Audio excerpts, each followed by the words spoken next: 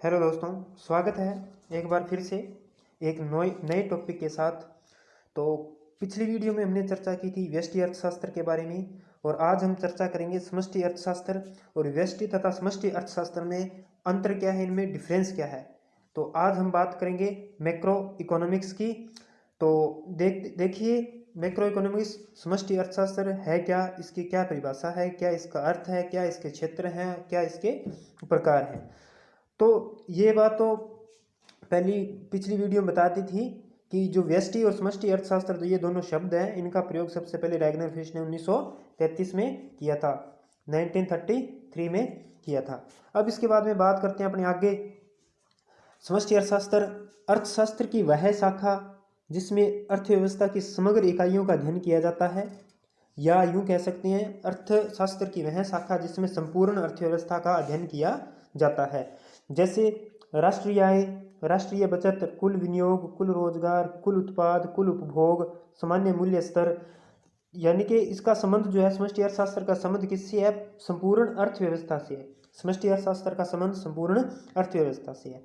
तो इसका अर्थ हो गया, और ये भी ध्यान रखना, इसका संबंध संपूर्ण अर्थव्यवस्था से है। तो अलग अलग अर्थशास्त्रियों ने इसे अलग अलग रूप से परिभाषित किया है। तो देखिए, सबसे पहले जो प्रोफेसर के ई बोल्डिंग के अनुसार व्यापक अर्थशास्त्र व्यक्ति इकाइयों का नहीं वरन उनके योगों का अध्ययन है। ये जो इन्होंने पहली बात तो समष्टि के लिए कौन सा शब्द प्रयोग कर रहे हैं, ये व्यापक अर्थशास्त्र शब्द प्रयोग कर रहे हैं। इनका कहने का मतलब था कि व्यक्ति इकाइयों का नहीं बल्कि उनके योगों का अध्ययन करता है। समष्टि अर्थशास्त्र उनके योगों का अध्ययन करता है। और इन्होंने कहा कि जो व्यक्तिगत आय के स्थान पर राष्ट्रीय आय का, और व्यक्तिगत कीमतों के स्थान पर सामान्य कीमत स्तर का, और व्यक्तिगत उत्पाद के स्थान पर राष्ट्रीय उत्पाद का अध्ययन किया जाता है समष्टि अर्थशास्त्र में। तो इसमें आप ये ध्यान रखना, बोल्डिंग की परिभाषा।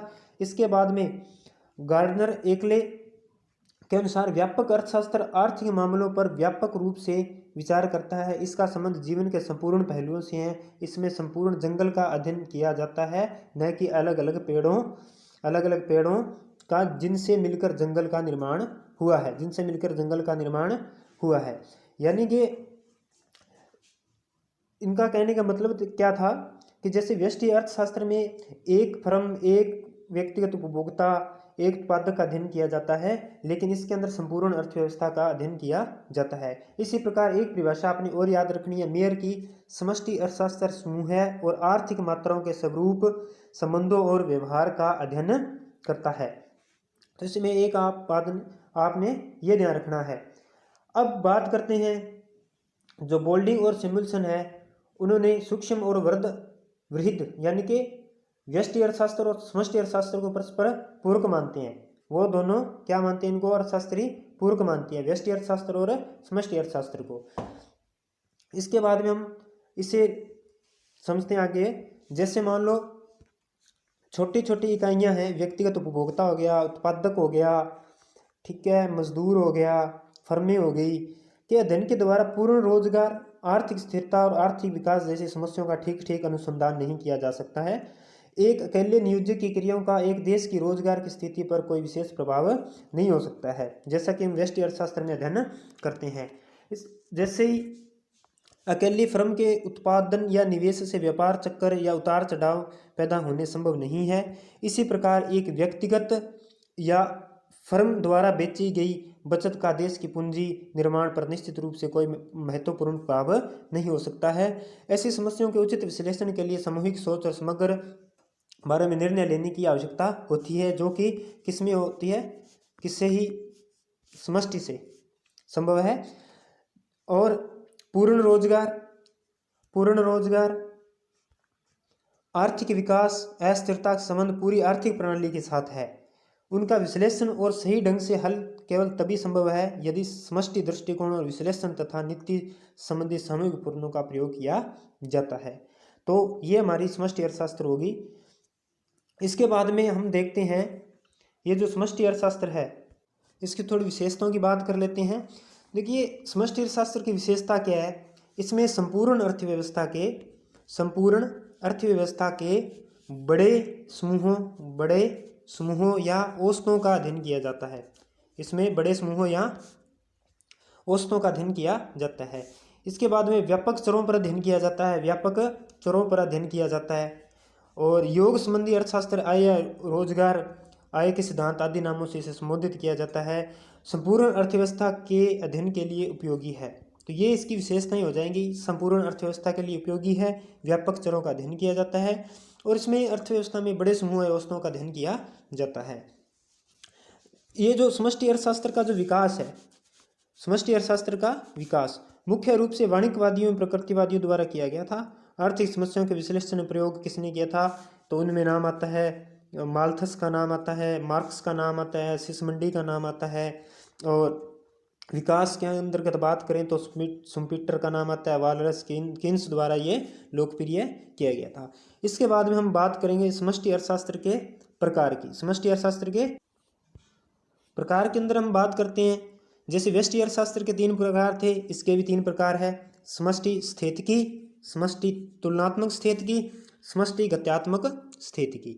सबसे पहले हम बात करते हैं समष्टि स्थितिकी की। देखिए इसमें क्या होता है, इसमें किसी समय बिंदु पर संपूर्ण अर्थव्यवस्था की संतुलन स्थिति का अध्ययन किया जाता है। व्यष्टि में क्या था, एक चर का अध्ययन किया जाता था, इसमें संपूर्ण अर्थव्यवस्था की संतुलन की स्थिति का अध्ययन किया जाता है। ये बात आपने खास करके ध्यान रखनी है, संतुलन की स्थिति का अध्ययन किया जाता है, संतुलन की स्थिति का अध्ययन किया जाता है। किन्स के अनुसार यह स्थिति समग्र मांग फलन ADF तथा समग्र पूर्ति फलन ASF के समान होने पर होती है। तो जैसा आप ये वक्र में देख रहे होंगे, तो यहाँ पे एक ही संतुलन है संपूर्ण अर्थव्यवस्था के लिए, जो कि E बिंदु पर हो रहा है। इसके बाद में हम बात करते हैं समष्टि तुलनात्मक स्थितिकी की। समष्टि तुलनात्मक स्थितिकी, इसमें व्यष्टि चरों में परिवर्तन के परिणाम स्वरूप 2 अलग अलग संतुलन अवस्थाओं की तुलना की जाती है। 2 अलग अलग संतुलन की अवस्थाओं की तुलना की जाती है। ये प्रश्न पूछ भी सकते हैं कि 2 अलग अलग संतुलन अवस्थाओं की तुलना किसमें की जाती है? तो समष्टि तुलनात्मक स्थितिकी के अंतर्गत की जाती है। जैसे एक तो E बिंदु पर साम्य है और निवेश बढ़ने पर बिंदु E1 साम्य E1 पर हो जाएगा। प्रारंभिक साम्य E है, निवेश बढ़ाने पर साम्य E1 पर हो जाता है। इसके बाद में हम आगे बात करते हैं समष्टि गत्यात्मक विश्लेषण। समष्टि गत्यात्मक विश्लेषण, समष्टि गत्यात्मक विश्लेषण देखिए, इसमें समष्टि अर्थशास्त्र के विभिन्न क्षेत्रों में होने वाले परिवर्तनों की प्रक्रिया एवं परिवर्तन की गति का अध्ययन किया जाता है। तो ये ध्यान रखना, समष्टि अर्थशास्त्र के विभिन्न क्षेत्रों में होने वाले परिवर्तनों की प्रक्रिया एवं परिवर्तन की गति का अध्ययन किया जाता है। साम्य E बिंदु से E बिंदु पर पहुंचने की प्रक्रिया ही गत्यात्मक है। इसे प्रावेगिकी नाम भी दे सकते हैं हम, प्रावेगिकी। ठीक है, जैसा कि आपको सामने वक्र में दिखाई दे रहा है। और इनका जो वर्णन है हम अलग से स्पेशल टॉपिक करेंगे, तो उनमें इन तीनों को अच्छे से समझाएंगे, विस्तारपूर्वक इनका हम वर्णन करेंगे। और आगे हम बात करते हैं, हम ध्यान रखने वाली बात है, रेगनर फिश ने 1928 में आर्थिक स्थितिकी एवं प्रावेगिकी में वैज्ञानिक अंतर प्रस्तुत किया। तो आर्थिक स्थितिकी एवं प्रावेगिकी में अंतर प्रस्तुत करने वाले अर्थशास्त्री कौन थे? तो रेगनर फिश 1928 में। और जो J.M. क्लार्क है, उनका जो त्वरण सिद्धांत है वो किसका उदाहरण है? वो प्रावेगिकी का उदाहरण है। तो आपने ये 2 बातें मोस्ट रूप से याद रखनी है। इसके बाद हम बात करते हैं समष्टि अर्थशास्त्र के क्षेत्र की। तो समष्टि अर्थशास्त्र के क्षेत्र की बात करें तो इसके 4 भागों में बांटा गया है। तो देखिए, सबसे पहले है आय तथा रोजगार का सिद्धांत, व्यापार चक्र का सिद्धांत, आर्थिक समृद्धि का सिद्धांत और वितरण का समष्टिगत सिद्धांत, यानी कि राष्ट्रीय आय में साधनों का हिस्सा। तो ये इसके क्षेत्र हैं प्रमुख रूप से। अब हम आगे बात करते हैं व्यष्टि तथा समष्टि अर्थशास्त्र में अंतर। तो पिछली वीडियो हमने बात की थी व्यष्टि तथा समष्टि अर्थशास्त्र, ये जो शब्द है ये कहाँ से आए। ठीक है, तो ये व्यष्टि तथा समष्टि शब्दों का सबसे पहले प्रयोग रेगनर फिश ने किया था, 1933 के अंदर किया था। और व्यष्टि माइक्रो और समष्टि मैक्रो अंग्रेजी भाषा के शब्द हैं। और ये जो है दोनों ही शब्द ग्रीक भाषा के माइक्रोज और मैक्रो से बने हैं। जिनका अर्थ होता है सूक्ष्म अथवा व्यापक। अब बात करते हैं इनके बीच में अंतर की। तो सबसे पहले हम दोनों की तुलना करते हुए इनके बीच में अंतर को समझेंगे। तो देखिए, सबसे पहले हम बात करते हैं व्यष्टि अर्थशास्त्र। व्यष्टि अर्थशास्त्र में क्या होता है, व्यक्तिगत इकाई का अध्ययन किया जाता है। व्यक्ति इकाई यानी कि एक उपभोक्ता, एक उत्पादक आदि, ठीक है। और समष्टि अर्थशास्त्र के अंदर संपूर्ण अर्थव्यवस्था का अध्ययन किया जाता है। इसके बाद में व्यष्टि अर्थशास्त्र का जो उपकरण है वो कीमत है, और समष्टि अर्थशास्त्र का उपकरण क्या है, राष्ट्रीय आय का स्तर। इसके बाद में व्यष्टि अर्थशास्त्र में अध्ययन कब किया जाता है, संतुलन की स्थिति में अध्ययन किया जाता है। और समष्टि अर्थशास्त्र के अंतर्गत जो अध्ययन है वो संपूर्ण अर्थव्यवस्था जब असंतुलन की स्थिति में होती है तब किया जाता है।